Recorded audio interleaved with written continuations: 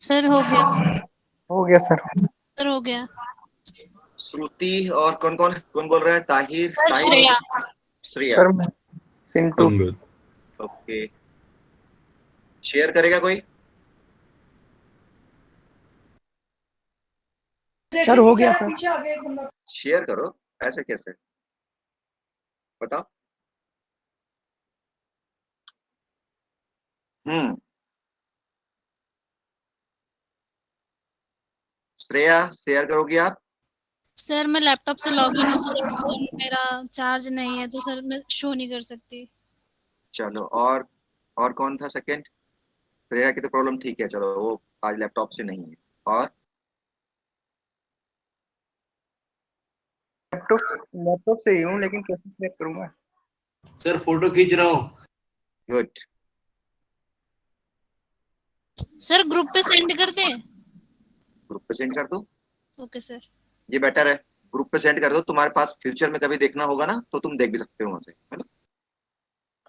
चलो फिर ऐसा करते हैं, जब कर लिया करो तो फिर वो ग्रुप पे फोटो खींचो और ग्रुप पे भेज दो। बेटर। Okay sir. चलो, चलो नेक्स्ट करते हैं स्टार्ट। तो यस यस यस, ये विजिबल है मेरी screen? Yes sir. Yes sir. चलो, कुछ प्रॉब्लम हो तो बताओ, पूछ लो, कुछ पूछना हो आपने। सर कोई प्रॉब्लम नहीं है सर, कल के लिए, कल जो आप जो पढ़ाए थे। चलो बढ़िया। सर हाँ जी, सर, सर मेरा एक था सर क्वेश्चन पूछो। कि सर जो कल आपने क्वेश्चन करने के लिए दिया था उसमें हाँ, जैसे कि हमने जो क्लासेस बनाए थे 10 से 20, ठीक। तो ठीक है। अब उसके अंदर जो हम नंबर्स वो काउंट करते हैं तो उस वक्त सर 10 भी आता है, तो सर वो 10 और फिर अगर 20 आता है तो सर उसको नेक्स्ट क्लास में हम लेंगे या फिर पहले वाले में ऐड? नहीं नहीं, उसको नेक्स्ट क्लास में लेना है, जो next last. Yes yes, next class में लेना है। यस, जो हम बनाते हैं एक्सक्लूसिव, एक्सक्लूसिव में अपर लिमिट उसमें कंसिडर नहीं होती, तो अपर लिमिट जाएगी नेक्स्ट में। अगर आपका इंटरवल 0 से 10 से 20 है तो 20 कंसिडर नहीं होगा, 20 okay sir, next next class में जाएगा। ठीक है sir. Yes sir, yes sir. यही मिस्टेक मैंने बताया था पहले भी, यही मिस्टेक एग्जाम में आप बच्चे जो है करते हैं, तो ये सर ध्यान शायद रखना है। मैंने इसमें कर दिया है सर मिस्टेक इस वजह से। ठीक है, अब याद रहेगा। Yes sir. Sir sir thank you sir. Sir मेरा कंसेप्ट क्लियर हो गया है सर। ठीक, गुड, वेरी गुड। तो मुझे कुछ बच्चे चाहिए जिसके इस बार भी 40 से अबव रहेंगे, है ना। यस चलो, sir, yes sir. Good good. मेरा भी डाउट था सर। चलिए, तो कल हमने किया था, मैं एक बार रिव्यू करा देता हूँ कि हमने कल टाइप्स ऑफ डेटा पढ़ा था, जिसमें हमने पढ़ा नॉमिनल स्केल, ऑर्डिनल स्केल और इंटरवल, रेशियो। कोई एग्जांपल देगा नॉमिनल स्केल का, ऑर्डिनल का, इंटरवल का, रेशियो का? Yes sir. हम्म, सर ऑर्डिनरी वो होते हैं जो सिस्टमेटिक से होती है, और नाम लेके जो एजिस, तो वैसे के मेरे परिवार में 3 लोग हैं, हम्म, तो ये ऑर्डिनरी। अगर तो नाम लेते नॉमिनल में जो नाम होते हैं वो नाम होते हैं। ठीक है। और इंटरवल स्केल का? इंटरवल स्केल में नेगेटिव नंबर इंक्लूड होते हैं और रेशो में नॉन नेगेटिव वाले गुड आते हैं। Good good good. तो ये आपने उसमें देखना है। देखिए, अब जब कभी आप फ्यूचर में कभी इस पे काम करेंगे, तो जैसे मान लीजिए मेरा, मैंने बताया कि हमारा वेट है, तो वेट वैसे तो जनरली मेजर हम किलो में करते हैं कि भाई 50, 51, 52, पर हमें उसकी नेचर देखनी है, हमें उसका बेसिक नेचर देखनी है। हमने कैसे मेजर करा वो नहीं देखना, बेसिक नेचर देखनी है कि भाई कंटिन्यूअस होगा या डिस्क्रीट होगा। समझ गए मेरी बात, मैं क्या कहना चाह रहा हूँ कि, यस सर। है ना, वेट जो है वो गुड आपका आफ्टरनून 60 सर। से 61 नहीं जाएगा, बीच में वेट जो है वो आपका 60 से 60.001 होगा, 60.002 होगा, फिर इस तरह से जाएगा। तो it is a continuous variable, है ना। जो चीज सीधा जंप करेगी उसको हम लेंगे, जैसे number of rooms in A class, in A office. तो नंबर ऑफ रूम 3 है तो 3 के बाद 4 होगा, ऐसा नहीं 3.4, 3.3 भी हो सकता है, तो इट इज ए डिस्क्रीट। तो जहां पे हम सीधा जंप कर पा रहे हैं वहां पे हुआ डिस्क्रीट, और otherwise it is consider as a continuous. चलिए, तो कुछ है फिर कंपोनेंट ऑफ ए टेबल, इसको मैं हटा रहा हूं क्योंकि ये कभी आपसे पूछा नहीं जाता, तो मैं इसको हटा रहा हूं। ठीक है, वजन कम कर दूं? बोलो, ये बताऊं क्या है? सर बता दीजिए क्या है। हाँ सर। तो हम इससे जो अनइम्पोर्टेंट है उसको कैसे आप करोगे? तो अनइम्पोर्टेंट के लिए कुछ करें क्या? कलर कर दें इस पे कुछ? Yes sir yes sir. चल देखो, टेबल आपने बुक्स में देखा होगा, टेबल्स बनी होती है। तो टेबल्स में क्या क्या कंपोनेंट्स होते हैं? तो सबसे पहले टेबल नंबर होता है। टेबल नंबर हम इसलिए अटैच करते हैं कि बाय द वे उस टेबल का रेफरेंस हमें कहीं और देना है। तो अगर टेबल नंबर होगा तो हम उसका रेफरेंस दे देंगे। टेबल नंबर 20.1 जो है उसमें ये दिया हुआ, इसलिए हम उसको टेबल नंबर देते हैं। टेबल हेडिंग हम देते हैं। तो टेबल हेडिंग में क्या होता है कि टेबल हेडिंग हमें उस टेबल में हमने क्या क्या लिया है, क्या किस बात की हमने टेबल बनाई है, जनरली हम लोग उसको इंडिकेट करते हैं। थर्ड होता है कैप्शन और स्टब। स्टब कैप्शन होता है कॉलम हेडिंग। कॉलम हेडिंग को बोलते हैं कैप्शन। अगर बाय द वे रो का भी हेडिंग है तो उसे बोलेंगे stub.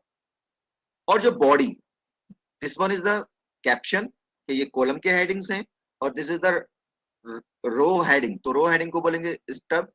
And then rest is called the body of the table. तो ये हमारी बॉडी है जिसमें हम जनरली डेटा फीड करते हैं। फिर आता है हेड नोट और फुट नोट। हेड नोट और फुट नोट क्या है कि हेड नोट में जनरली हम लोग, जैसे मैंने यहाँ पे देखिए केएस लिखा है ना, और यहाँ स्टार भी लगाया है। तो जनरली जब हम टेबल में कुछ चीजें बहुत, क्योंकि टेबल में आप जैसे टेबल का कॉलम है ये, तो इसमें हम अगर मैं इसकी फुल फॉर्म लगूँ तो बहुत बड़ी हो जा रही है। फुल फॉर्म लिखने से ये टेबल इस पेज पे नहीं आ पा रही, तो मैंने इसकी शॉर्ट फॉर्म बनाई और यहाँ डाल दी, और नीचे मैं इसको क्या करूंगा, एक्सप्लेन करूंगा। तो केएस क्या है, यहाँ पे मेरा क्या जो केएस है वो यहाँ पे तो इंडिकेट नहीं किया, ये है कोलमोग्रो सिमरॉन, ठीक है, तो ये नाम है। तो मैं इसको नीचे क्या करूंगा, स्टार लगा के ये केएस लिख के उसका नाम पूरा लिख दूंगा। तो जब हम कोई शॉर्ट फॉर्म यूज करते हैं तो जनरली इसे हेड नोट में डाल देते हैं। फुट नोट जनरली यूज होता है कि फुट नोट में हम लोग डेटा कहाँ से लिया है, जनरली अगर हम सेकेंडरी डेटा पे काम करते हैं तो जो डेटा लिया है वो कहाँ से आपने लिया है वो हम फुट नोट में डालते हैं। तो these are the basic concept about regarding the table. तो these are the components. Okay, तो जनरली एग्जाम में नहीं आते। जैसे मैंने यहाँ स्टार लगाया तो स्टार के बारे में बताया क्या करता है, इंडिकेट्स द मिनिमम वैल्यू। चलिए, तो अब आ रहा है हमारा graphs of the frequency distribution. Generally आपके यहाँ पे केवल दो ही ग्राफ हैं, एक है आपका हिस्टोग्राम और दूसरा है ओजाइव, लेस देन और मोर देन। तो जैसे ही वर्ड आया लेस देन मोर देन, तो इसका मतलब आपको पहले क्यूमुलेटिव बनाना आना चाहिए। क्यूमुलेटिव के बाद ही आप लेस देन मोर देन बना पाएंगे, है ना, यानी ओजाइव बना पाएंगे। तो पहले है हिस्टोग्राम। इस बार एग्जाम में मेरे ख्याल से, जब मैंने कॉपी चेक करी थी तो क्या आया था, ओजाइव आया था इस बार। तो बच्चों ने क्यूमुलेटिव तो बना दिया उन्होंने, ठीक, पर ओजाइव में उन्होंने गलती करी हुई थी। ठीक है, तो आपने अच्छे सीखना है ये भी कि हिस्टोग्राम कैसे बनेगा और ओजाइव कैसे बनेगा। तो सबसे पहले है ग्राफ। तो मैंने कहा था कि हम जब हम आगे पढ़ेंगे तो हम नॉमिनल और ऑर्डिनल को छोड़ रहे हैं, तो हम न्यूमेरिकल डेटा पे काम करेंगे। तो इसमें भी सबसे पहले हमारा है फ्रीक्वेंसी बार डायग्राम। फ्रीक्वेंसी बार डायग्राम ये आपके कोर्स में नहीं है, पर फिर भी मैंने बता दिया कि अगर बाय द वे आपका डेटा डिस्क्रीट है तो उसके लिए बनता है फ्रीक्वेंसी बार डायग्राम। मैं एक बार फिर दोबारा आपको याद दिला दूं कि डिस्क्रीट क्या था, कॉन्टिन्यूस क्या था।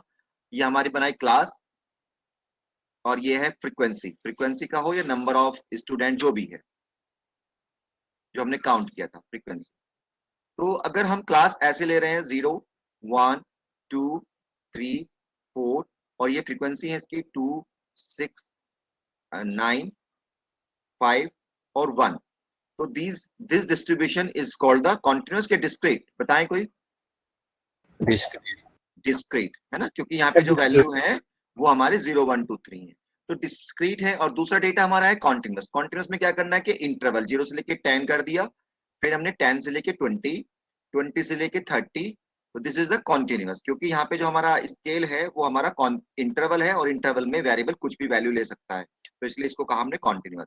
तो कॉन्टिन्यूस के लिए ग्राफ अलग बनेंगे और डिस्क्रीट के लिए अलग बनेंगे। तो जनरली आपके कोर्स में क्या है, कॉन्टिन्यूस का ही ग्राफ है।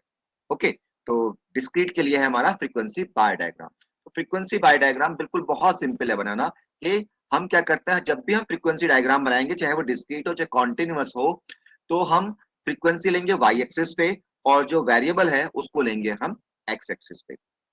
ओके, तो यहाँ पे क्या है, नंबर ऑफ पियर्स पर पोर्ट। तो पियर्स पर पोर्ट 1 2 3 4 6 7 है यहाँ पे। तो 1 2 3 4 6 7 हम लेंगे एक्स एक्सिस पे, और जो फ्रीक्वेंसी है 14, 23, 63, 66, 40, this is taken as the on the y axis.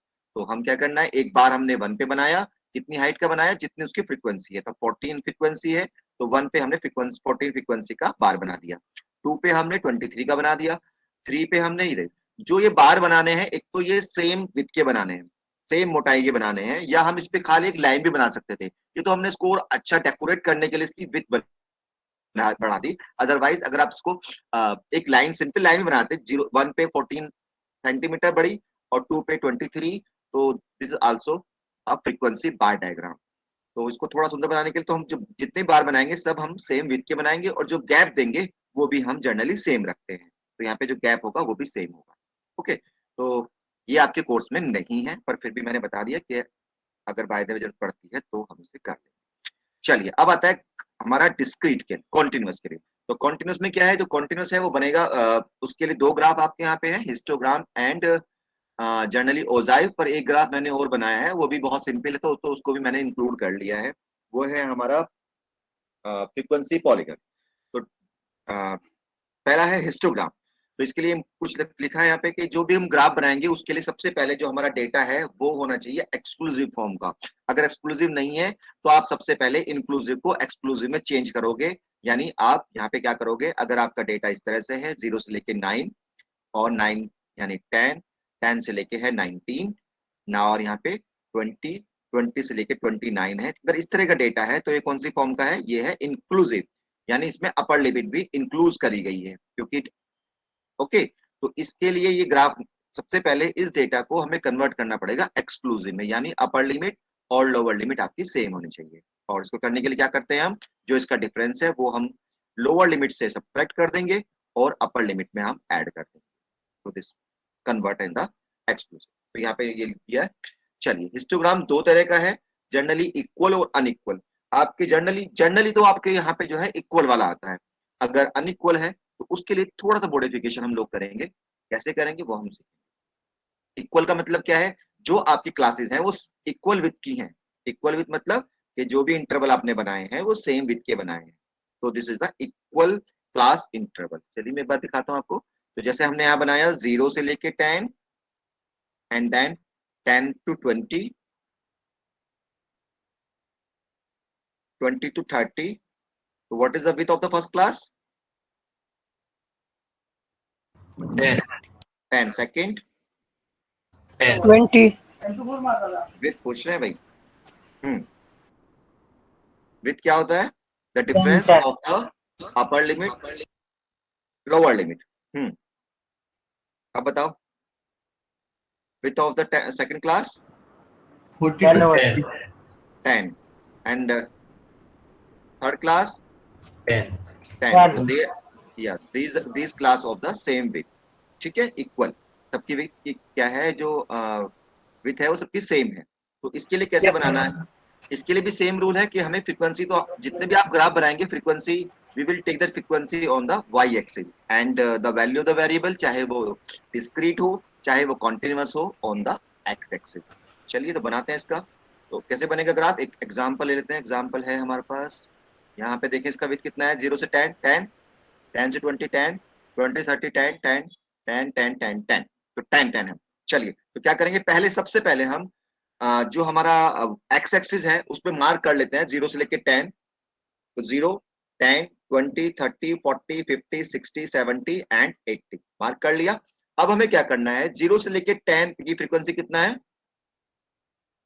2 है सर। तो चलिए मैं यहाँ पे ड्रॉ करके दिखाता हूँ। माउस से तो बहुत अच्छा तो नहीं बनेगा, पर कोशिश करते हैं कुछ बनाने की।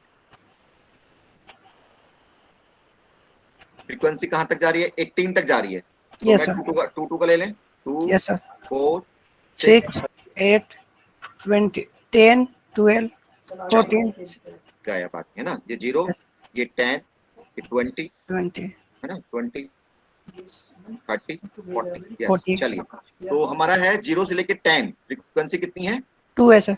2, तो 0 से लेके 10 तक हमने एक बार बना दिया। Yes, sir. नेक्स्ट 3 है सर। 10 से 20. 10 से लेके 20, तो हम इसे लेके चले 3, Yes, it is sir. 2, it is 4, it is 6, फिर नेक्स्ट 8, 10, 12. तो नेक्स्ट इज 10 से लेकर 20 कितनी फ्रीक्वेंसी है? 3 है sir. 3. 13 13 Yes sir. and then 18 Yes sir. and then 9 9, then 7 then 7, then 6, 6 then 2. Okay. Yes. इस तरह से हमें क्या बनाना है? ग्राफ बनाना है and this graph is known as the histogram. ठीक है, इजी है, बन जाएगा. Yes sir. Yes sir. तो जनरली जो क्वेश्चन हम कल कर रहे थे कि सबसे पहले you have to prepare the frequency distribution. Next question होता है then you prepare the histogram of the frequency distribution you have prepare in the first part या कंस्ट्रक्ट इन फर्स्ट पार्ट. जो फर्स्ट पार्ट में आपने frequency distribution बनाया उसी का ही आपको क्या बनाना है? उसी का ही आपको ग्राफ हिस्टोग्राम. बनाना. ठीक है, Yes sir. आप Yes sir. हिस्टोग्राम बना सकते हैं. Yes sir. कभी कभी डेटा देने के बाद हिस्टोग्राम बनाता है. इस तरह का डेटा आपको दे दिया, कहेगा हिस्टोग्राम बनाओ, तो उसके लिए आपने फिर ऐसे बनाना है. अगर सबसे पहले देखना है क्लास इंटरवल सेम है कि नहीं है. अगर क्लास इंटरवल सेम नहीं है तो थोड़ा मॉडिफिकेशन हमें करना होगा. चलिए, तो सेकंड एग्जांपल हमारा है जहां पे क्लास इंटरवल सेम नहीं. ये आपके होमवर्क के लिए छोड़ दिया. आप नहीं, इसमें तो क्लास इंटरवल अलग अलग है. इसका क्लास इंटरवल कितना है? 10. 10. 10 है सेकंड सर. 20. 10 थी सर. 10 and 10 है. इसका 20 है सर. 30 30 30 है सर. 10 अगेन 10. 10 है. 20 20. तो क्लास इंटरवल क्या है? अनइक्वल है. Yes sir. तो अनइक्वल में हमें क्या करना पड़ता है? फ्रीक्वेंसी को एडजस्ट करना होता है. तो चलिए देखते हैं कैसे फ्रीक्वेंसी को एडजस्ट करेंगे. तो ये क्लास इंटरवल लिख लिया हमने, ये फ्रीक्वेंसी लिख ली, यहाँ क्लास विड्थ लिख ली. ठीक है, Yes sir. तो जो मिनिमम है, जिसकी क्लास विड्थ मिनिमम है, उसको हम सेम रखेंगे. तो मिनिमम कितनी है क्लास विड्थ? 10. तो 10 की फ्रीक्वेंसी सेम. तो 20, तो 32, 8, 2. अब ये फ्रीक्वेंसी इससे कितने टाइम्स बड़ी है? 2 times, 3 times. 3 times 3 sir. Times. तो इसको हम 3 से डिवाइड कर देंगे. कितना आ गया? 20 sir. 20. क्लियर है? क्या Yes sir. करना है? सर यस, 30 से डिवाइड करके 10 से मल्टीप्लाई करना पड़ेगा ना सर? या ऐसे कर लो या सिंपल मैं कह रहा हूँ जितने टाइम्स ये ज्यादा है उतने से डिवाइड कर दो. फार्मूला तो हमारा ये है, क्योंकि फार्मूले बहुत सारे हो जाएंगे, इसलिए फार्मूले के चक्कर में मत पड़ो ज्यादा. ये है formula, class frequency upon width of it class interval, जो उसकी विथ है, into the least width of the class. यानी जो मिनिमम है वो उससे मल्टीप्लाई करना है. तो जो हमारा क्या लिखा? क्लास फ्रीक्वेंसी इसकी थी 60. Yes sir. 60, फिर उसकी विथ है 30 और multiply by minimum with. Yes तो sir. या हम इस फॉर्मूले से कर सकते हो, या सिंपल ये इससे कितने टाइम्स ज्यादा है, ये 3 टाइम्स ज्यादा है, तो फ्रीक्वेंसी हमने उसे 3 से ही डिवाइड कर दी. Okay sir. ये 20 टाइम्स 2 टाइम्स ज्यादा है, तो इसे 2 से डिवाइड कर दिया. ठीक है, अब हमारी ये फ्रीक्वेंसी Okay, हम sir. इसमें प्लॉट करेंगे. तो ये फ्रीक्वेंसी प्लॉट करनी है. चलिए, तो फिर प्लॉट करते हैं. 0 से लेकर 10 कितनी फ्रीक्वेंसी है? 20. तो हमने 0 से 20 है लेकर 10, 20 हमने प्लॉट कर दिया. नेक्स्ट बोलो. 32. 32. 10 से लेकर 20 32, 32 प्लॉट कर दिया. Yes sir. नेक्स्ट 20 20 से 8 सर. 8 कर दिया. 2 सर. 2. 2, फिर 20. 20. 20 कब से? 40 से 70. 70. 40, 50, 60, 70. तो 40 से लेके 70 तक 20. ओके. Yes sir. और फिर 70 से 80, 35. 35, और फिर 80 से 100. 5. या मैं दूसरी तरह से कहूं तो देखो यहाँ पे क्या कर सकते हैं हम. अब इस इंटरवल को 3 जगह ब्रेक करो. इसका इंटरवल कितना है? 40 70 है. तो Yes, हम sir. क्योंकि हम इक्वल बनाए तो हम क्या कर सकते हैं? 40 से 50 कर सकते हैं, Yes sir. 50 से 60 कर सकते हैं, Yes sir. 60 And then? to 70. 60 से 70. और फ्रीक्वेंसी कितनी है? 60. 30. 30 है सर. तो 30 को 3 जगह डिवाइड कर दो. 10 कर देंगे सर. नहीं, फ्रीक्वेंसी है 60. सॉरी, देखो 60 है भाई. Sorry sir. हाँ. है ना, तो 20 20 20, तो यहाँ भी 40 से लेके 50 तक 20, 50 से लेके 60 20, और 60 से 70 20, तो 20 का ये पूरा एक बार बन गया, ऐसे भी समझ सकते हो। ये easy था। ठीक है, तो कैसे जैसा आपका इजी लगे उसको आप ऐसे कर सकते हो। Okay sir. चलो, हो गया क्लियर? तो Yes, हिस्टोग्राम एग्जाम में बन जाएगा। Yes Yes, sir. sir. Yes sir. चलो, तो इजी है ना, देखो सारा अगर धीरे धीरे पढ़ोगे तो बहुत इजी है, स्टैटिस्टिक्स बहुत हार्ड नहीं है। और जो चीजें एग्जाम में आ रही हैं उनको हम पहले पढ़ेंगे, और जो चीजें मुझे लगता है कि आप इस एग्जाम में पढ़ने के बाद भी शायद ही ठीक कर पाओगे उसको आप बाद में पढ़ेंगे। यानी प्रोबेबिलिटी है, प्रोबेबिलिटी Yes, वैसे sir. बहुत इजी है, पर कभी कभी क्वेश्चन प्रोबेबिलिटी का ऐसा आता है कि आप उसे सही तरह से हैंडल नहीं कर पाओगे, तो उसे हम सबसे बाद में पढ़ेंगे। Okay sir. जो सर याद रहेगी सर। लैब क्या है, लैब की आपके यहाँ पे क्लासेस है, मैं लैब की क्लासेस लैब में आपको 1 और 2 डेज में पूरी लैब करा दूंगा, कोई दिक्कत नहीं है एक्सेल में। तो मैं थ्योरी का टाइम ज्यादा दूंगा, तो जो लैब थ्योरी क्लासेस लैब की क्लासेस होंगी उसमें भी थ्योरी चलेगी। अच्छा, कोई दिक्कत नहीं सर। चलो, अब आता है फ्रीक्वेंसी पॉलीगन। जनरली ये आपके कोर्स में नहीं है, जनरली नहीं, कोर्स में तो है पर ये आपके यहाँ नहीं आता है फ्रीक्वेंसी पॉलीगन, पर बहुत इजी है इसलिए इसको मैं पढ़ा रहा हूँ। लिखने के लिए कभी नहीं आता, केवल डायग्राम प्लॉट करने के लिए आता है। तो फ्रीक्वेंसी पॉलीगन क्या है? एक तरीका तो फ्रीक्वेंसी पॉलीगन बनाने का है कि जो हमारा मिड, जो हमने पहले बनाओ हिस्टोग्राम, और हिस्टोग्राम का जो मिड पॉइंट है उस पे आप मिड पॉइंट, यानी इसको मिड पॉइंट क्या होगा, ये होगा। इसका मिड पॉइंट क्या होगा बार का, ये होगा। इसका मिड पॉइंट क्या होगा, ये होगा। इसका मिड पॉइंट ये, और इसका अगले वाली क्लास को हम सेम विथ मानते हुए उसका मिड पॉइंट ले लेते हैं। तो अगली क्लास बनेगी, पहली क्लास है 60 से 70 से 80, तो नेक्स्ट क्लास क्या बनेगी 80 से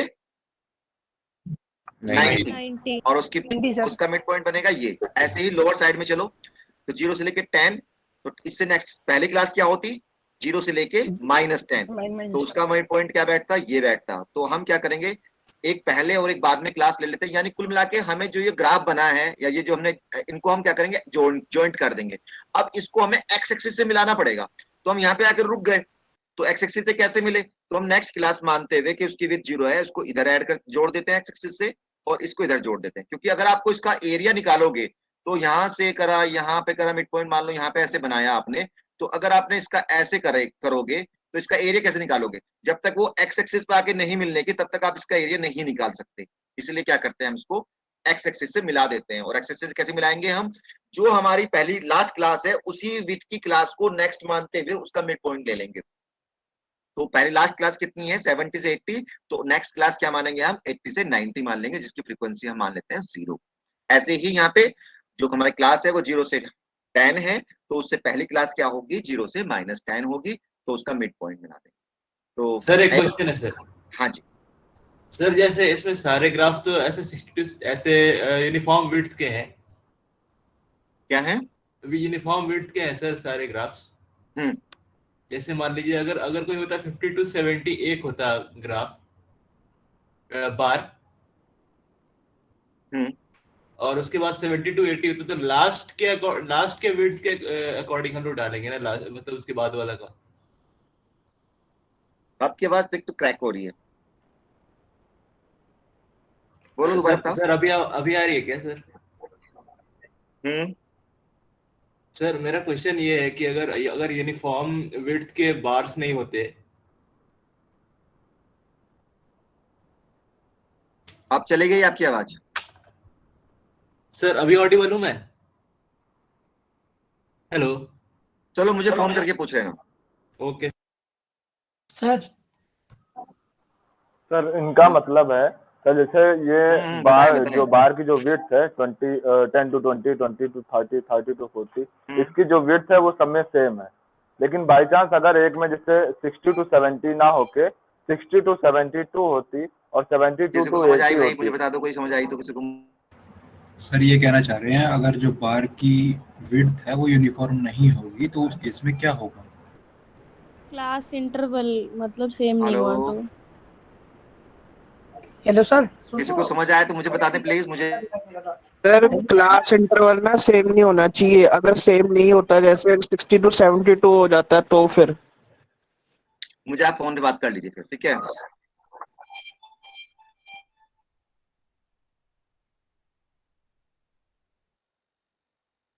हेलो सर। सर नेट नहीं चल रहा लग रहा है। सर वो ग्राफ दिखा दीजिएगा एक बार, हिस्टोग्राम। चलो ग्राफ दिखाता हूँ मैं आपको। कौन से वाला दिखाना बताओ? सर नीचे वाला। पॉलीगन। मिड वैल्यू फ्रीक्वेंसी वाला। Sir, frequency. सर नीचे वाला। सर पॉलीगन का वाला नेक्स्ट वाला फिगर जो है ना, जो हिस्टोग्राम है जिसमें पॉलीगॉन। यस यस पता है। यस सर, इसमें मेरा क्वेश्चन ये है कि अगर एक रहता 50 to 70 का एक ग्राफ होता, एक बार होता, तो उस केस में हम लोग एक्स एक्सिस वाला में क्या करते? एक्स एक्सिस में कौन सा पॉइंट पे मतलब उसको सटाते एक्स एक्सिस को? यस, जितनी उसकी विड्थ है सेम। जैसे यहाँ पे देखो आप, अगर बाय द वे ये वाला ग्राफ होता आपका, इसको पॉलीगन बनाना होता, तो नेक्स्ट क्लास क्या लेते आप बताओ? बोलो सर 10 बढ़ा के 100 से 110। नो, 100 से 120। क्यों सर? ओके सर, क्यों सर? क्योंकि जो लास्ट क्लास है उसकी विड्थ लेनी है आपने, तो इसकी विड्थ कितनी है इस क्लास की? लास्ट क्लास 20 है सर। 20, तो 20 लेंगे आप। ओके इधर सर। इधर 10 लेंगे सर। क्लियर है आप? यस सर, क्लियर है। और मिड पॉइंट लेंगे तो यहाँ पे आ जाएगा इस तरह से। चलो नेक्स्ट बताएं। देखो सेकंड मेथड है कि हम क्या करें कि इसका मिड पॉइंट ले ले पहले ही। तो इसके लिए भी पहले हमें एक जीरो शुरू में लाना पड़ेगा, यानी एक क्लास पहले बनानी पड़ेगी, एक क्लास लास्ट बनानी पड़ेगी जिसकी फ्रीक्वेंसी मान ली हमने 0। ठीक है, और क्या करें इसका मिड पॉइंट ले लें। तो इसका मिड पॉइंट हो गया -5, 0 से लेकर 10 का हो गया 5, फिर 10 से 20 का 15, फिर 25, और फ्रीक्वेंसी ये, तो हमारा ये हो गया एक्स एक्सिस का कोऑर्डिनेट। जो साइंस वाले स्टूडेंट है जिनको ग्राफ बनाना आता है वो इसका यूज भी कर सकते हैं। और ये हो गया 0। तो एक्स एक्सिस पे हमें -5 लेना है और वाई एक्सिस पे 0, तो एक पॉइंट लगा दिया। सेकंड क्या है 5 और 2, तो एक्स एक्सिस पे 5, this one is 5 and Y axis का 2, तो ये पॉइंट बन गया। तो बिना हिस्टोग्राम के भी आप फ्रीक्वेंसी पॉलीगन बना सकते हैं। जब एक्सेल में हम करेंगे तो हम ऐसे ही बनाएंगे फ्रीक्वेंसी पॉलीगन। तो उसके लिए क्या करेंगे, पहले हम एक क्लास इंसर्ट करेंगे जिसकी फ्रीक्वेंसी 0 लेंगे, और एक लास्ट में क्लास बनाएंगे जिसकी फ्रीक्वेंसी 0 होगी। चलो नेक्स्ट लेते हैं। नेक्स्ट है हमारा फ्रीक्वेंसी पॉलीगन के बाद है हमारा ओजाइव। ओजाइव एग्जाम में पूछा जाता है, लास्ट टाइम एग्जाम में ओजाइव आया है। ठीक है, तो आप इसे अच्छे से कर लें ओजाइव को भी। तो ओजाइव के लिए मैंने बताया कि it is less than and more than. तो first of all you have to know about the less than frequency and more than frequency. तो कैसे करेंगे इसको? तो लेस देन मोर देन के लिए तो अच्छा यस, एक और बीच में बच गया फ्रीक्वेंसी कर्व। फ्रीक्वेंसी कर्व और फ्रीक्वेंसी पॉलीगन में डिफरेंस क्या है कि फ्रीक्वेंसी कर्व में we are try to make the curve as free hand. तो हम यहाँ फ्री हैंड कर्व बनाने की कोशिश करेंगे। तो जैसे मान लो इसका मुझे फ्रीक्वेंसी कर्व बनाना बनेगा, तो सेम ऐसे ही हम यहाँ पॉइंट्स बनाएंगे। तो इनको तो यहाँ पे हमने स्ट्रेट लाइन से ज्वाइन किया है, और अगर हम फ्रीक्वेंसी कर्व बनाना पड़ेगा इसका, तो उसको हम एक कर्व की शेप देने की कोशिश करेंगे, चाहे हमारे पॉइंट चाहे हमारे पॉइंट उसमें आए ना आए। तो ये तो मेरा स्ट्रेट लाइन ही बन रहा है। फ्री हैंड में कैसे बनाऊं, मैं ड्रॉ नहीं कर पा रहा भाई फ्री हैंड। तो यस ऐसे हो रहा है ऐसे। तो अगर हम इसको फ्री हैंड एक कर्व की शेप देने की कोशिश करेंगे तो it is called the frequency curve instead of the frequency polygon. Hello, तो फ्रीक्वेंसी कर्व भी आप बना सकते हैं। यस, एक पॉइंट और है जो मुझे बताना है। सुन पा रहे हैं मुझे? Yes sir. Yes sir. अच्छा, कभी कभी क्या होता है कि जो हमारा डेटा है, यस यस थैंक यू, ये जो हमारा डेटा है कभी कभी वो ऐसे देते हैं 100 से 110, 110 से 120, 120 से 130, सिमिलरली 130 से 140 and 140 से 150 suppose, and then here it is mentioned the frequency 2, 6, 10, 3, 2. Now we have to prepare the histogram of this data. तो first of all we make the x-axis and y-axis. It is y-axis, it is x-axis, and it is 0. So now the classes start with the 100 to 10, 100 to 110. तो कहाँ से start करें? तो यहाँ पे अगर हम इंटरवल कितने का है, 10 10 का है, तो अगर हम यहाँ पे लें 0, फिर यहाँ 10 लें, फिर यहाँ 20, फिर 30, फिर 40, फिर तो हमारा ग्राफ यहाँ से स्टार्ट कहीं होगा, है ना। तो इसके लिए कभी जब ऐसी सिचुएशन होती है तो हम एक जिगजैग फॉर्म बना देते हैं। देखो ये बनी हुई zigzag form, and we consider that in zigzag form we consider the data before this point 30 से ये। तो ऐसे ही हमारा अगर ग्राफ कितने से स्टार्ट हो रहा है, 100 से आ रहा है, तो हम यहाँ पे एक zigzag बना के छोड़ देंगे और यहाँ मान लेंगे यहाँ से हमारा 100 शुरू हो गया है, फिर 100 से फिर हम सेम ऐसे ले सकते हैं, ऐसे ही फिर यहाँ पे 120 ले लेंगे और ग्राफ बना लेंगे। तो आपको जब ऐसे अगर डेटा हमारा 0 से स्टार्ट ना होकर कहीं और से स्टार्ट होता है तो हम उसे जिगजैग फॉर्म करके इस तरह बना सकते हैं। चलो ये पॉइंट भी हो गए, क्लियर है ये पॉइंट? Yes sir. चलो ये बना हुआ फ्रीक्वेंसी कर्व देखो यहाँ बना रखा है इसमें। अब आता है cumulative frequency curves and it is called the ogive. तो दो तरह के ओजाइव बनेंगे, less than and more then, क्योंकि क्यूमुलेटिव फ्रीक्वेंसी हमने दो तरह की सीखी थी, एक लेस देन और एक मोर देन। तो सेम हम यहाँ पे वही डेटा लेते हुए हम लेस देन मोर देन बना सकते हैं। तो देखिए चलिए ये एग्जाम्पल है। तो वीकली बेसिस दिए हुए 0 से लेकर 10, 10 से 20, 20 30, 30 से 40, 50। तो यहाँ पे इसकी फ्रीक्वेंसी ये दी हुई है। तो हमें से पहले हमने बनाया इसका ग्राफ, इसे लेस देन बनाया और मोर देन बनाया। तो लेस देन क्यूमुलेटिव के लिए कौन सा लेते हैं class interval, 0 lower limit upper limit? Upper limit. Upper limit. और मोर देन के लिए लोअर लिमिट। Lower limit. तो आपने ये बना लिया wage is less than a number of workers, और ये फ्रीक्वेंसी तो हमारा बना पॉइंट। तो कैसे बनाएंगे इसको हम, इसे सॉरी ये वाला प्लॉट करना है। 10 पे हम कितना प्लॉट करेंगे 45, 20 पे हम प्लॉट करेंगे 100, 30 पे प्लॉट करेंगे 170 और 40 पे 210, 50। तो हमने यहाँ पे क्या किया, तो 10 पे कितना प्लॉट करना है 45। तो ये हमारा स्केल है 0 1 2 3 अप टू 70, और इधर है 0 50 100, क्योंकि हमारी फ्रीक्वेंसी कहाँ तक जा रही है 220 तक जा रही है। तो हमने क्या किया, हमारा है 10 पे हमारी फ्रीक्वेंसी है 45, तो यहाँ पे एक पॉइंट लगा लिया। फिर 20 पे हमारी फ्रीक्वेंसी है 100, तो हमने ये पॉइंट सेकंड पॉइंट यहाँ लगा लिया। फिर हमारा 30 पे कितनी है फ्रीक्वेंसी 170, तो 170 पे हमने एक पॉइंट लगा लिया। ऐसे पॉइंट लगाया, इनको हमने मिला दिया, तो this is the less then ogive. Clear है जी। अब हम मोर देन बनाएंगे। तो मोर देन में हमारी फ्रीक्वेंसी क्या होगी, हाईएस्ट से स्टार्ट होगी, तो ग्राफ भी हमारा ऊपर से नीचे की तरफ आएगा इस बार। तो 0 पे कितनी फ्रीक्वेंसी है 220, तो एक पॉइंट ये हो गया। फिर 10 पे हमारी 175, 20 पे 120, ऐसे ग्राफ बना दिया। तो this is the more than and ogive and this is the less than. अगर हम सेम ग्राफ, दोनों ग्राफ एक ही कर उसमें बनाते हैं, ग्राफ एक ही पेपर पे बनाते हैं, अलग अलग ना बना के, तो कैसे बनाएंगे चलिए मैं कोशिश करता हूँ।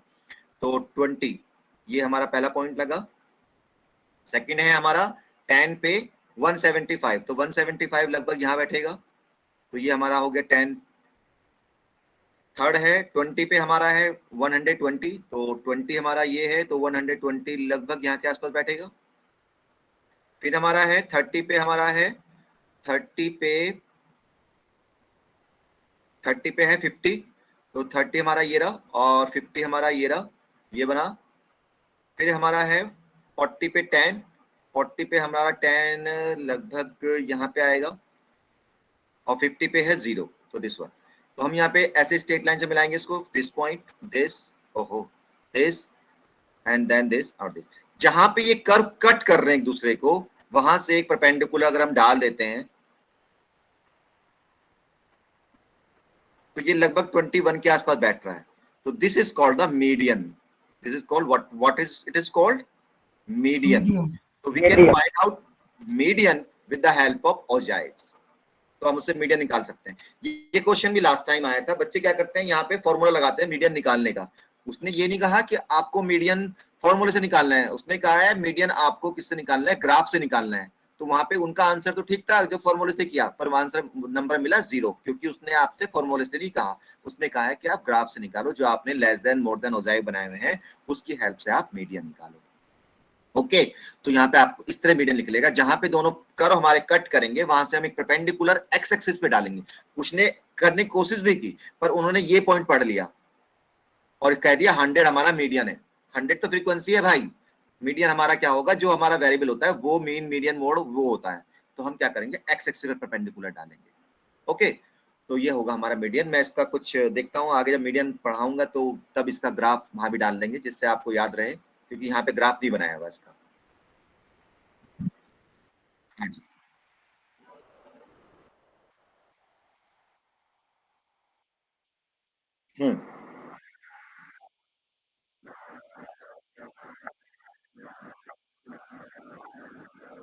जनरली तो जब आपसे मीडियन पूछेगा तो लेस देन मोर देन बना सकते हैं, पर एक तरीका और भी है मीडियन बनाने का, n/2। n is the sum of the frequency. तो सम ऑफ फ्रीक्वेंसी कितना है टोटल इसमें, 220। तो 220 अपॉन 2 कितना हो गया भाई, बताए कोई? Sorry 220 sorry 110। तो हम क्या करेंगे, अगर हमने लेस देन ही बनाया खाली तो उस पे 110 से इधर से एक परपेंडिकुलर डालेंगे, और जो ये पॉइंट है फिर इधर से डालेंगे। तो हम खाली लेस देन से भी बना सकते हैं, ऐसे बना सकते हो। ठीक है, क्लियर है? Yes sir. तो अगर खाली लेस देन से पूछा है तो हम n/2 करेंगे। n/2 आप जब हम फॉर्मूला पढ़ेंगे वहां भी हम n/2 का यूज करते हैं। तो n/2 हमने करके वहां से परपेंडिकुलर फिर हम एक्स एक्सिस पे डाल देंगे, तो वो हमारा मीडियन होगा। इसका आप स्क्रीनशॉट लेना चाहो तो ले लो, क्योंकि फ्यूचर में आपको याद रहेगा।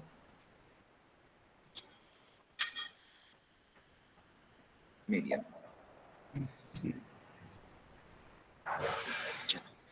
नेक्स्ट लेते हैं। तो ये हो गया आपका लेस देन हो जाए मोर देन हो जाए, इसको आप ये आपका क्वेश्चन इसे आपको खुद करना है घर पे डिटरमाइन। जो आपका क्वेश्चन चल रहा है ना, जो मैंने 2 क्वेश्चन दिए थे आपको, उनका आपको हिस्टोग्राम भी बनाना है, फ्रीक्वेंसी पॉलीगन बनाना है और ओजाई बनाना है, और उससे मीडियन भी निकालना है।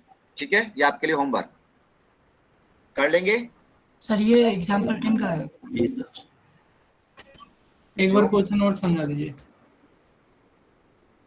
कौन से वाला क्वेश्चन बताओ, ये वाला क्या समझाना है, बताओ बताओ जल्दी। ये नहीं सर, जो आप दे रहे हैं ना क्वेश्चन। सर वो बोला कि जो क्वेश्चन आपने दिया वो बताने के लिए। अच्छा, जो हमने क्वेश्चन कल हमने किया था, कुछ क्वेश्चन 2 क्वेश्चन हमने ये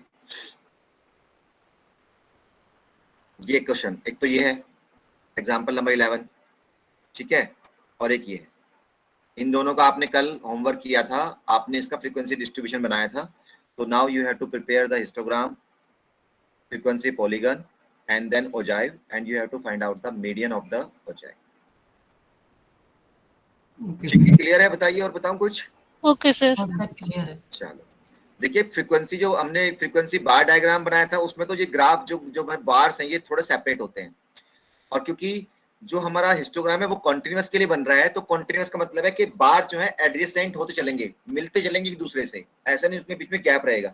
कुछ स्टूडेंट इसमें यहाँ भी गलती करते हैं, उनमें गैप डाल देते हैं, तो गैप बनाने पे आता है नंबर 0, क्योंकि गैप नहीं होता, ये कॉन्टिन्यूअस है, तो कॉन्टिन्यूअस में हम गैप नहीं रखते, एडजेसेंट बना के चलते हैं। ठीक है,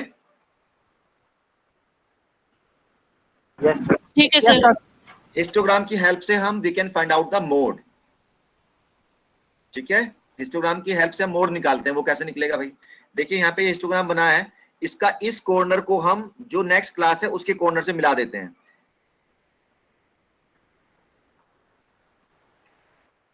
और इधर वाले कॉर्नर को इस वाले से मिला देते हैं, और जहां कट करते हैं वहां से हम एक परपेंडिकुलर डाल देते हैं एक्स एक्सिस पे। तो this is called our mode. यहाँ पे आप स्क्रीनशॉट ले सकते हैं। तो 33 के आसपास आ गया, ये क्या है, मोड। मोड कितना आया, लगभग 33 34 जो भी है, अप्रोक्सीमेट चल जाता है। आप 33 लिखाएंगे जब भी आंसर ठीक है, 34 लिखाएंगे जब भी आंसर ठीक है। तो कैसे करेंगे, जो हमारा सबसे ऊंचा बार है उसके दोनों कॉर्नर को अगले वाले उससे कॉर्नर से मिला देते हैं, इधर को इससे मिलाया क्रॉस, और इससे मिलाया, और जहां पे कट कर रहे हैं वहां से परपेंडिकुलर डाल देते हैं। तो जो वैल्यू हमारी एक्सिस पे आएगी, it is called the mode.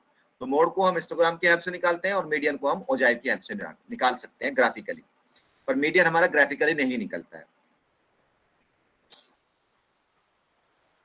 चलिए, तो ये हो गया हमारा हिस्टोग्राम हो गया, ओजाइव हो गया। तो यहाँ तक आपका लगभग यहाँ पे आपका लगभग कितना हो गया, आपका 5 मार्क्स तक का क्वेश्चन हो गया है। जो लास्ट टाइम आया है 5 मार्क्स का, वो यहाँ तक आया।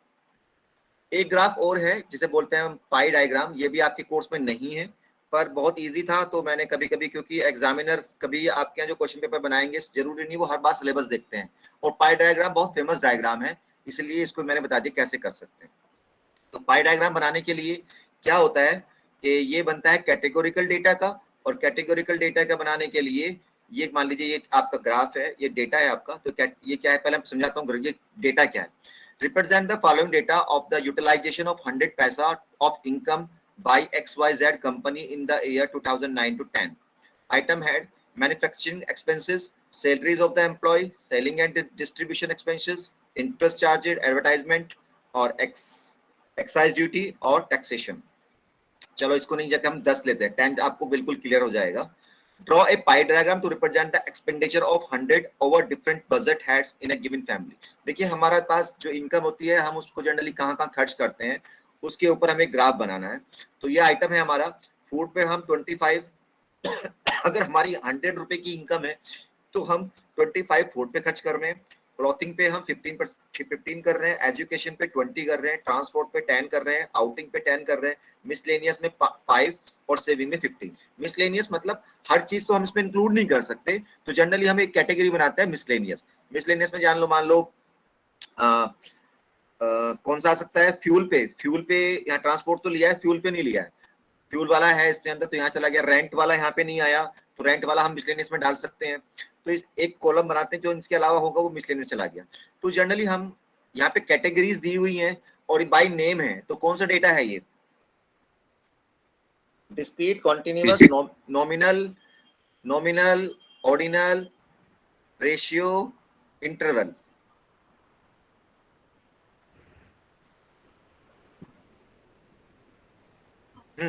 बताओ ये वाला डेटा सर नॉमिनल नॉमिनल है।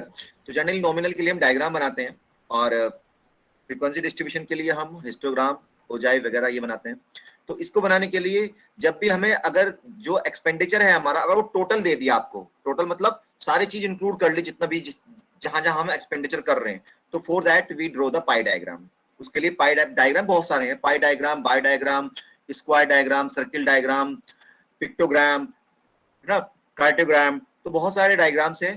तो जनरली तो ये होता है कि इसके लिए वहाँ पे नाम नहीं देते पर आपको खुद ढूंढना होता है। तो पर आपके कोर्स में इतना ज्यादा डीप में नहीं है और ना ही पाई डायग्राम के कोर्स में है, तो अगर बाय द वे आपके एग्जाम में पाई डायग्राम आता है तो आप इस तरह बना सकते हैं। तो वहाँ पे तो आपको नाम देंगे कि आप पाई डायग्राम बनाओ, ये नहीं देंगे कि इसके लिए सुटेबल डायग्राम बनाओ। तो जनरली सुटेबल जब डायग्राम है, अगर हमारे पास टोटलिटी का उसका सब डिवाइड दिया हुआ है, यानी टोटल चीज को सब अलग अलग फर्दर कंपोनेंट में डिवाइड करके दिया हुआ है, तो for that the pie diagram is a suitable diagram. तो जैसे यहाँ पे एक्सपेंडिचर का था उसको अलग अलग कंपोनेंट में कितना हमने दे दिया। जैसे मान लीजिए आपका इंटरनेट है, इंटरनेट आप कहाँ यूज कर रहे हैं, तो टोटल आपने मान लो 100 GB आपने यूज करा, तो 100 GB को आपने क्लासिफाई कर दिया कि यूट्यूब देखा हमने, क्लास ली हमने, ये करा। तो अगर आपने सभी चीजों को 100 GB को अलग अलग कंपोनेंट में डिवाइड कर दिया, तो उसके लिए हमारा क्या है, सबसे अच्छा डायग्राम पाई डायग्राम है बनाने के लिए। तो पाई डायग्राम बनाते क्या है, तो पाई डायग्राम बनाने के लिए सबसे पहले एक सर्किल बना देते हैं, एक किसी भी रेडियस का एक सर्किल बना दो आप। अब हमें ये पूरा हमारा एक पूरा एक्सपेंडिचर है, अब इसको अलग अलग कंपोनेंट में डिवाइड करना है। कोई बता सकता है कितना एंगल होता है इसका पूरे सर्किल का? 360 डिग्री। 360 डिग्री। तो 360 डिग्री में हम इसको रिप्रेजेंट करेंगे। तो 360 डिग्री में करने के लिए 25 को 360 डिग्री में रिप्रेजेंट करने के लिए क्या करेंगे, 25 डिवाइड बाय टोटल कितना था 100 इंटू 360, तो ये हमारा क्या देगा, ये एंगल दे देगा। तो 25 अपॉन 100 इन 360, तो 90 डिग्री का एंगल। तो हम यहाँ से एक लाइन ड्रॉ करके उस पर 90 डिग्री का एंगल बना सकते हैं। ओके, फिर कितना आया, 15 अपॉन 100 इंटू 360, 54। तो इसके आगे हम यहाँ से 54 का एंगल बनाएंगे, उसके बाद जो भी आएगा वो एंगल बनाते हैं। तो इस तरह से हम एंगल बनाते चले जाएंगे। तो और इसको अलग अलग कंपोनेंट से रिप्रेजेंट करेंगे। मान लीजिए यहाँ तो लाइन बना दी हमने, यहाँ हमने जिगजैग बना दिया, ठीक है, यहाँ हमने पॉइंट्स बना दिए, ओके, यहाँ पे हमने ऐसे माइनस के साइन बना दिए, यहाँ पे स्टार बना दिए। तो अलग अलग कंपोनेंट है, क्योंकि यहाँ पे लिख दिया फूड है ये भाई, यहाँ पे लिख दिया हमने ये क्लॉथिंग है। तो this is the representation of the pie diagram. तो इस तरह से आप पाई डायग्राम बना सकते हैं। जनरली पाई डायग्राम में जो हाँ वैल्यू लिखी जाती है परसेंटेज वाली लिखी जाती है। तो इनको फिर परसेंटेज भी निकालना चाहिए। तो फिर परसेंटेज निकालने के लिए क्या करेंगे हम, रिलेटिव फ्रीक्वेंसी को 100 से मल्टीप्लाई कर देंगे, तो ये 25%, ये हमारा जो भी आएगा, ये आया हमारा 15%, ये हमारा 20%, ये हमारा 10%, ये 5% जो भी। This is the pie diagram. तो पाई डायग्राम भी आप, क्योंकि बहुत इजी था तो आप इसको भी याद रख लीजिएगा।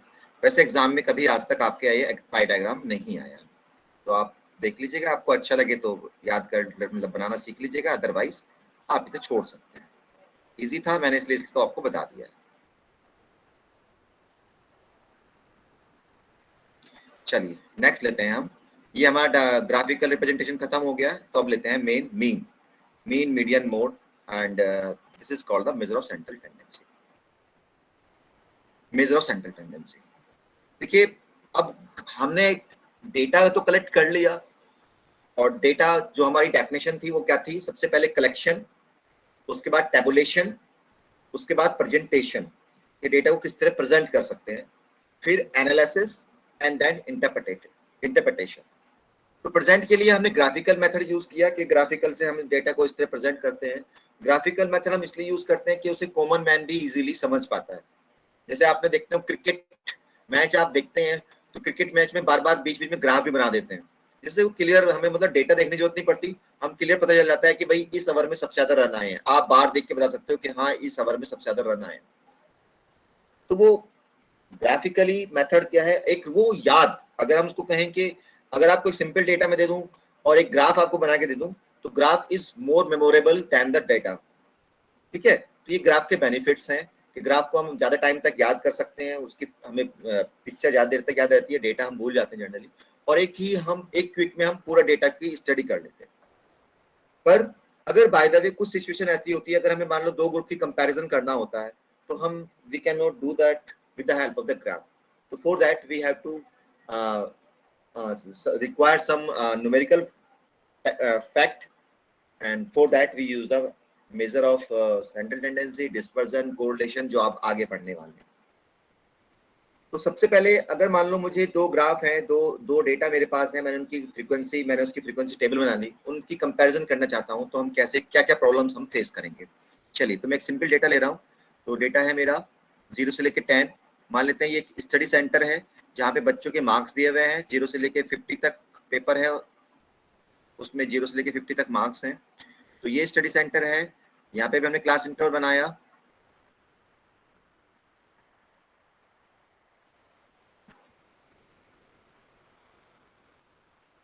पहला जो हमारा स्टडी सेंटर है मेरिट मान लेते हैं, उसमें जो फ्रीक्वेंसी है बच्चों की वो है 2, 10, 40, 20 एंड 10। दूसरा फ्रीक्वेंसी मान लीजिए एसपीडी हमारा सेंटर है दूसरा दिल्ली का, उसमें हमारी जो फ्रीक्वेंसी आ रही है वो आ रही है 10, यहाँ पे आ रहा है 12, यहाँ पे 30, 18 और 5, ये फ्रीक्वेंसी है। तो आपसे पूछा गया है बताइए कौन सा हमारा सेंटर ज्यादा बेटर है।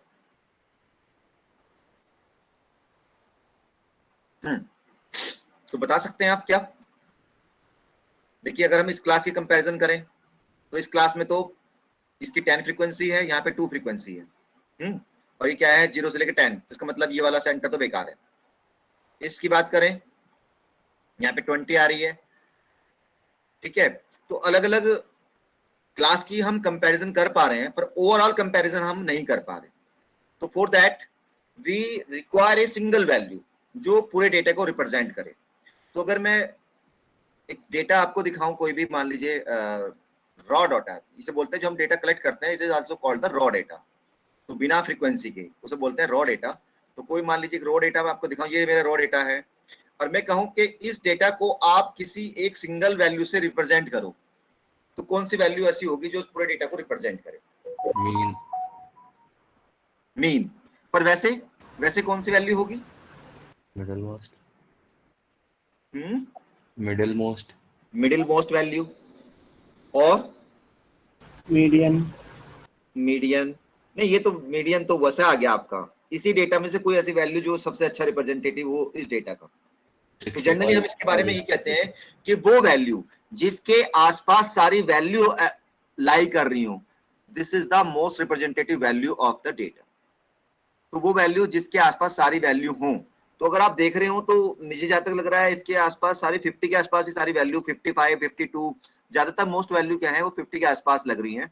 तो 50 या 52 जो भी होगा तो it is the best value to represent the data. पर जरूरी नहीं कि वो मिडिल मोस्ट हो। अगर मैं कहूं कि जो मेरे बच्चे हैं वो बहुत होशियार हैं, उनके मार्क्स तो भाई 45 ये मार्क्स आ रहे हैं, जीरो तो किसी का भी नहीं है, 40, 42 है ना, एक दो का मार्क्स चलो जीरो मान लेते हैं, 2 मान लेते हैं, है ना, और ये 46, ये 45, ये 48, ये 32, 42, 44 ये मार्क्स आ रहे हैं।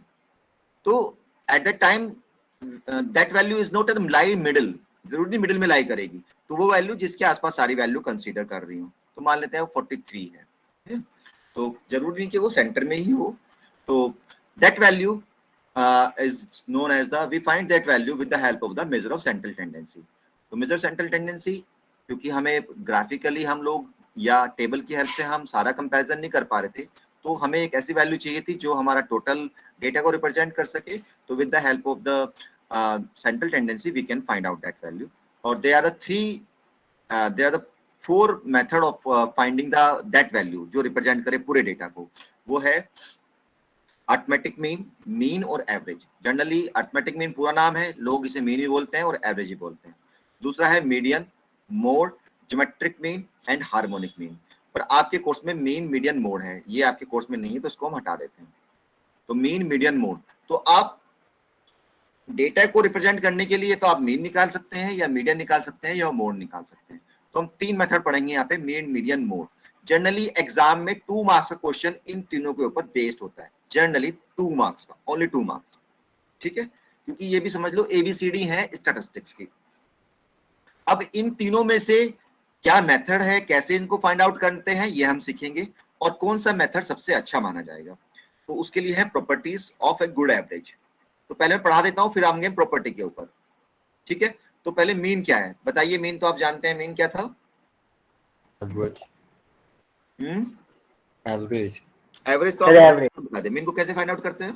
Total by number of total by number of the entries और ऑब्जर्वेशन जिसका आप टोटल कर रहे हो, ठीक है।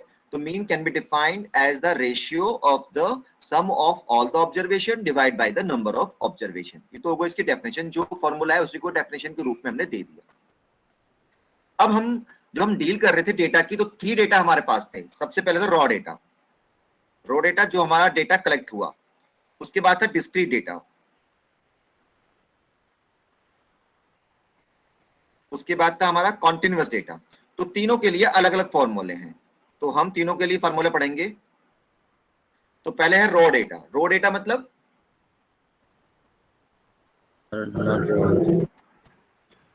जो सिंपल दिया है, जैसे मान लीजिए मुझे आपके मार्क्स पूछ रहा हूं मैं, आपके मार्क्स जो सेकंड सेमेस्टर का कोई भी एक पेपर था उसमें कितने मार्क्स आए थे, किसने कहा मेरा मार्क्स 20 थे, किसने कहा 25 थे, 30 थे, 0 था, जो भी था।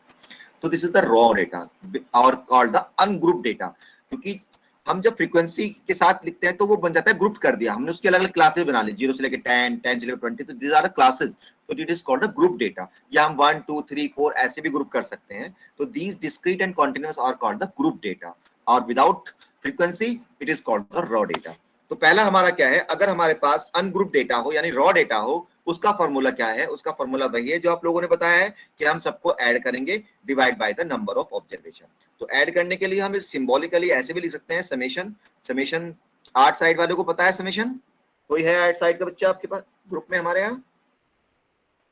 सर आर्ट साइड का कोई स्टूडेंट है? Yes sir. समेशन जानते हैं आप? ये साइन नो सर। इसको बोलते हैं समेशन। समेशन क्या है? This is called the summation and it represent the sum. अगर कोई क्वांटिटी ऐसे सम की फॉर्म में लिखी हुई है, प्लस की फॉर्म में लिखी हुई है, तो उसका शॉर्ट नोटेशन होता है समेशन एक्स आई। आई कहां से कहां तक वेरी कर रहा है? फर्स्ट वैल्यू कहां से आई? 1, फिर सेकंड 2, तो आई वैल्यू हमारी स्टार्ट हुई 1 से लेके कहां तक जाएगी? तो जहां से स्टार्ट होती है वो नीचे लिखते हैं, और जहां खत्म होती है वहां पे ऊपर लिख देते हैं। तो 1 से लेके कहां तक जा रही है? n तक, और यहाँ लिखते हैं एक्स आई। तो ये रिप्रेजेंट कर रहा है समेशन, मतलब सम है किसका? पहले i को 1 रखो तो x1 आया, फिर सम करो, i को फिर 2 रखो, x2 आ गया, फिर सम करो, i को 3 रखो, और फिर इस तरह से आप करते चले जाओ, और लास्ट में रखो i को n, तो ये आ गया n, इन सबका सम। तो इस चीज को रिप्रेजेंट करने के लिए हम ऐसे भी लिख सकते हैं। अगर बाय द वे आपको नहीं लर्न हो रहा तो आप ये भी कर सकते हो, खाली ये भी कर सकते हो, ठीक है। तो this is the formula, basic formula to calculate the mean. तो मीन को आप कैलकुलेट कहीं भी आपसे पूछे तो कैसे कैलकुलेट करते हैं, सबको ऐड करो, divide by the number of objects.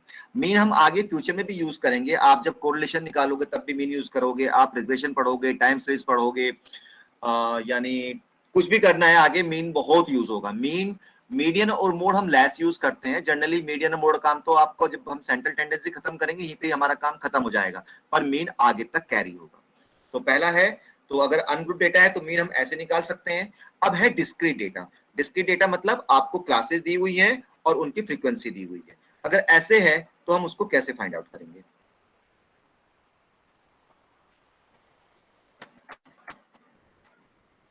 Discrete data है तो डिस्क्रीट डेटा दिया हुआ है आपको। अगर आपको क्लास फ्रीक्वेंसी क्लासेस दी हुई है डिस्क्रीट में, डिस्क्रीट क्लासेस कैसी होती है बिना इंटरवल की, तो 0 1 2 3 4 क्लासेस हैं और फ्रीक्वेंसी उनकी ये दी हुई है। तो इसके लिए मीडियन निकालने के लिए जो फार्मूला है वो है, सॉरी मीन निकालने के लिए, कि फ्रीक्वेंसी को आप उससे मल्टीप्लाई करो जो वैल्यू है, इस फ्रीक्वेंसी को आप जिसकी फ्रीक्वेंसी है उसको मल्टीप्लाई करो उसकी वैल्यू से। तो इसको इससे मल्टीप्लाई करो, इसको मल्टीप्लाई करो, इसको इससे मल्टीप्लाई करो, इसको इससे मल्टीप्लाई करो, then it is called the XF। ये अगर हमारा X है और फ्रीक्वेंसी को जनरली हम F से इंडिकेट करते हैं तो ये हो गया F into X। तो मल्टीप्लाई तो आपसे आता है, 0 की मल्टीप्लाई 2 में करोगे तो 0 आ गया, 1 की 3 से करोगे तो 3 आ गया, 2 से 4 की करोगे तो 8 आ गया, and then find out the sum, तो 21। तो ये कितना आ गया, इसका टोटल कर लिया। तो फॉर्मूला क्या है कि हम फ्रीक्वेंसी को वैल्यू से मल्टीप्लाई करेंगे और ऐड करते चले जाएंगे और नीचे टोटल फ्रीक्वेंसी। तो दिस इज द, इसको फिर समेशन की फॉर्म में लिख सकते हैं। तो i से कहां तक चल रहा है, 1 से लेके k तक चल रहा है, तो 1 से लेके k तक fi और xi लगा दिया और नीचे फ्रीक्वेंसी का सम। तो यानी हमें ये फाइंड आउट करना पड़ेगा मीन के लिए और ये फाइंड आउट करना पड़ेगा। तो इसको फाइंड आउट करने के लिए क्या करना है, x की मल्टीप्लाई या f की मल्टीप्लाई x से करनी है और इसको फाइंड आउट करने के लिए फ्रीक्वेंसी का सम करना है, तो फ्रीक्वेंसी का सम करना है और दोनों को डिवाइड कर देंगे। तो अगर हमारे पास डिस्क्रीट डेटा है तो हम इस तरह से उसको हैंडल करेंगे। चलिए अब इसका लॉजिक क्या है, ऐसा देखो बिल्कुल सिंपल लॉजिक है। अगर आप इसको ध्यान से देखेंगे तो फार्मूला तो वही है जो हम ऊपर यूज कर रहे हैं। इसका मतलब क्या है भाई, 0 से लेके 0 की फ्रीक्वेंसी 2 है, इसका मतलब क्या है, मीनिंग क्या है इसका, 2 बच्चों के 0 नंबर है, 2 बच्चों के 0 नंबर है। तो ऐसे लिख सकता हूं क्या मैं इसको, अगले वाले का बताओ, 3 बच्चों के 1 नंबर है, फिर 2 के 3। अभी मैंने रो डेटा बना लिया मैंने इससे। तो फार्मूला क्या है कि भाई सबको जो ऐड करो और डिवाइड कर दो कितने से, टोटल नंबर ऑफ ऑब्जर्वेशन। कितने से डिवाइड करेंगे इसे,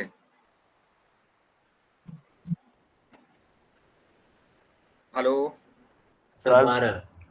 कितने से डिवाइड करेंगे, 12 से।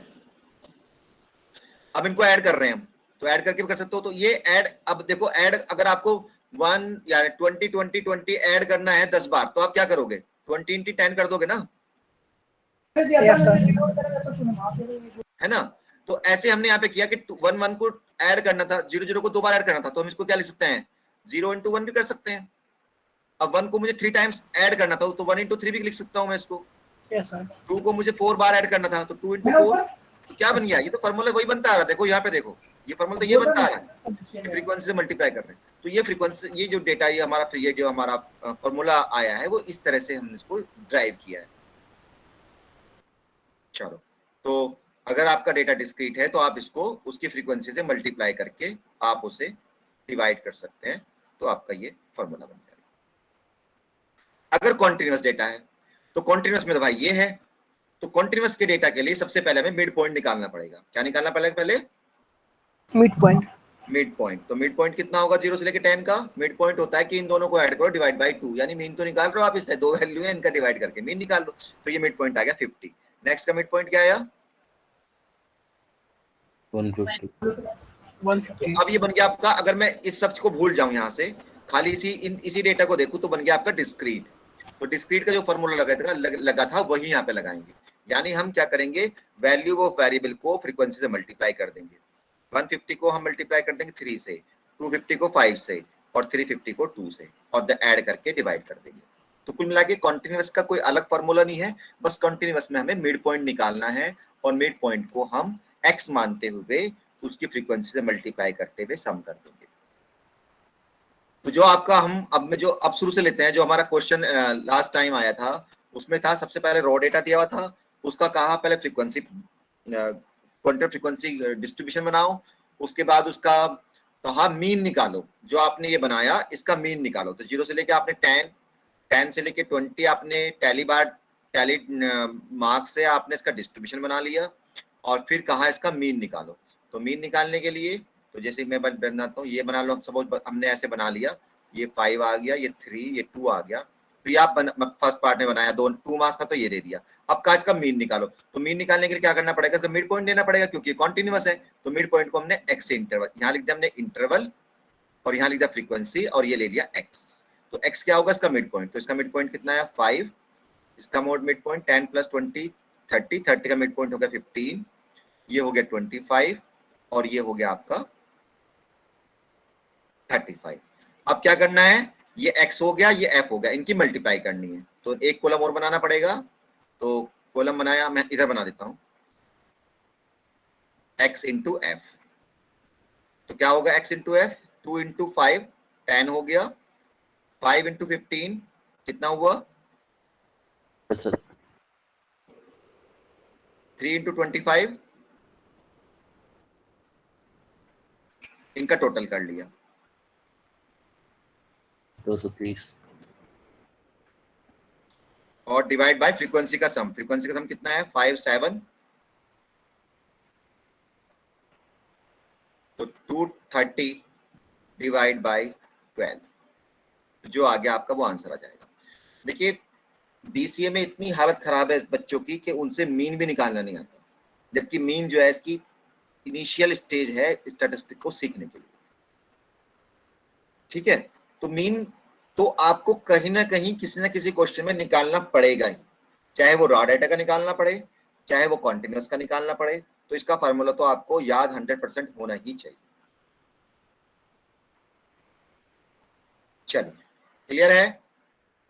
तो जो आपका क्वेश्चन चल रहे हैं दोनों, उसका आपको मीन भी निकालना है आफ्टर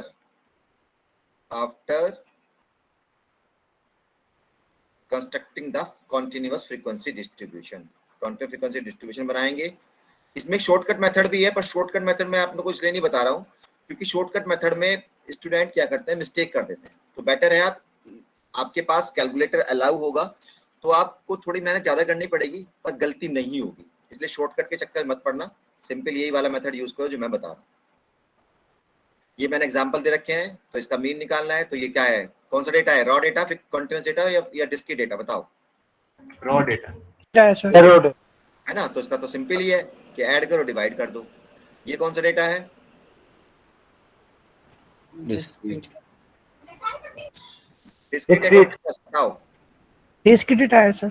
डिस्क्रीट, तो डिस्क्रीट में सिंपल x की मल्टीप्लाई f से कर दो। Yes sir. ये कौन सा डेटा है, कंटिन्यूअस है सर। पहले क्या निकालना पड़ेगा, मिड पॉइंट, और फिर डिस्क्रीट की तरह इसको कर देंगे। Yes sir. अब आता है इसकी, कभी कभी पूछ लेते हैं, कभी कभी बहुत रेयर क्वेश्चन है कि इनकी मीन की मेरिट और डीमेरिट लिखो, क्योंकि अब देखिए हमारे पास 3 मेथड्स हैं, मीन मीडियन मोड। एक ही काम को करने के लिए 3 मेथड्स हैं, तो फिर तो हमें देखना पड़ेगा कि कौन सा सबसे अच्छा मेथड है। तो इसको जज करने के लिए आर ए फिशर ने कुछ पॉइंट्स दिए कि आप इनके बेस पे जज कर सकते हैं कि कौन सा मेथड सबसे बढ़िया है। तो these are the properties of good average. क्या क्या कहा आर ए फिशर ने, आर ए फिशर ने कहा कि भाई सबसे पहले इट शुड बी, जो मेथड आप यूज करो it should be simple to understand. मान लो कोई भी आप नई थ्योरी दे रहे हो, अगर बहुत कॉम्प्लिकेटेड है तो उसे तो कोई भी यूज नहीं करेगा। तो सबसे पहले कहा कि जो भी आपने जो मेथड है वो सबसे पहले सिंपल होना चाहिए, इजी टू अंडरस्टैंड होना चाहिए। ठीक है। सेकंड कहा it should be easy to calculate, वो कैलकुलेट करने के लिए भी इजी होना चाहिए। इट शुड बी क्लियरली और रिजिडली डिफाइंड, कि जो उसकी डेफिनेशन है वो क्लियर होनी चाहिए, उसमें कोई एम्बिगिटी नहीं होनी चाहिए, कंफ्यूजन नहीं होना चाहिए उसके डेफिनेशन में। ओके, फोर्थ कहा it should be based on all of the observation, जितनी भी डेटा में ऑब्जर्वेशन आ रही हैं फार्मूले में उनका यूज होना चाहिए, सभी का कंट्रीब्यूशन होना चाहिए। फोर्थ कहा it should be least affect by sampling fluctuation. Sampling fluctuation का मतलब क्या है कि सैंपल वर्ड आपने सुना है कहीं? सैंपल नमूना कहाँ सुना है, यूज किया है कभी लाइफ में? क्लोथिंग जैसे इंडस्ट्री। कोई प्रोडक्ट हम सेल करते हैं तो उसका पहले एक हम सैंपल शो करते हैं, उसको एक नमूना दिखाते हैं, एग्जांपल टाइप। और कोई? Sir clothing industry is like a small probability में। प्रोबेबिलिटी में। और घर पे यूज करते हो सैम्पलिंग कभी? खाना कौन बनाता है आप में से? चलो खाना तो सब खाते हैं। Yes sir. तो पहली जब आप पहला मान लीजिए आपने कुछ डिश बनाई, आपकी मम्मी ने डिश बनाई, आपके फ्रेंड ने बनाई, जिसने बनाई, आप पहले उसको टेस्ट करते हो। Yes sir. क्या कहते हो? मम्मी खाना बहुत अच्छा बना है। तो आपने क्या किया, आपने उस पूरे खाने में से एक चम्मच लिया और उसे टेस्ट किया, और उसी बेस तो आपने क्या किया, उस पूरे ग्रुप में से सैंपल लिया और उसके बेस पे आपने क्या दिया जी खाना बहुत बढ़िया बना है या खाना बहुत खराब बना है। तो in our daily life we use sample, है ना। आप मार्केट में कुछ खरीदने आते हो तब भी आप सैंपल यूज करते हो। आपने कोई भी सब्जी खरीदनी है, आपने कोई भी दाल खरीदना है, राइस खरीदना है, तो आप जरा सा चेक करते हो कि हाँ भाई, तो आप क्या कर रहे हो। अगर हम किसी एक बड़े पार्ट में से एक छोटा पार्ट ले लेते हैं तो it is called a sample. तो अगर हम कोई मीन निकाल रहे हैं और हम सैंपल के बेस पे निकाल रहे हैं, यानी आपने क्या किया, मुझे मान लीजिए आपकी क्लास का मीन चाहिए था कि कितने मार्क्स आए हैं, तो एक तरीका तो ये है कि मैं सभी बच्चों के मार्क्स पूछूं, उनका मीन निकालूं। ओके, दूसरा तरीका क्या है कि मैं क्या करूं, आप में से केवल 5 बच्चे सिलेक्ट कर लूं। तो पहले बच्चे के मार्क्स मान लो 0 आए, दूसरे के 20 आए, तीसरे के 25 आए, और 25 आए, फोर्थ के 40 आए, और इनका मीन निकाल लूं। ठीक है, ये तो मैंने किया। मैंने कहा एक स्टूडेंट को मैंने कह दिया, दीपक को मैंने कहा भाई तुम भी एक मीन निकालो 5 बच्चों का। तो उसके जरूरी है कि क्या सेम ही बच्चे आएंगे क्या दोनों के सैंपल में? No sir. तो एक के बच्चे के 25 आए, एक के 40 आए, एक के 20 आए, दूसरे के 50 आए, और एक के आए मान लीजिए 30 आए। तो मीन देखो आप, ठीक है। ऐसे हम अलग अलग अगर स्टूडेंट को कहें, तो अगर हम सैंपल के बेस पे इस तरह से कोई कैलकुलेट करते हैं, मीन निकालते हैं, मोड निकालते हैं, तो वो कह रहा है कि वो बहुत अंतर नहीं आना चाहिए उसमें। It should be least affected by sampling fluctuation, यानी सैंपल के बदलने से वैल्यू कम से कम बदलनी चाहिए, जो आंसर आएगा वो कम से कम बदलना चाहिए। ऐसा होना चाहिए हमारा मेथड। बताऊंगा मैं आगे। It should be possible to calculate open end interval classes. Open end interval classes क्या होता है, कभी कभी हमारे पास क्या होता है, जब हम फ्रीक्वेंसी डिस्ट्रीब्यूशन बनाते हैं 0 से लेके 10, 10 से लेके 20, 20 से लेके, या मैं 1000 डाल लेता हूँ यहाँ पे।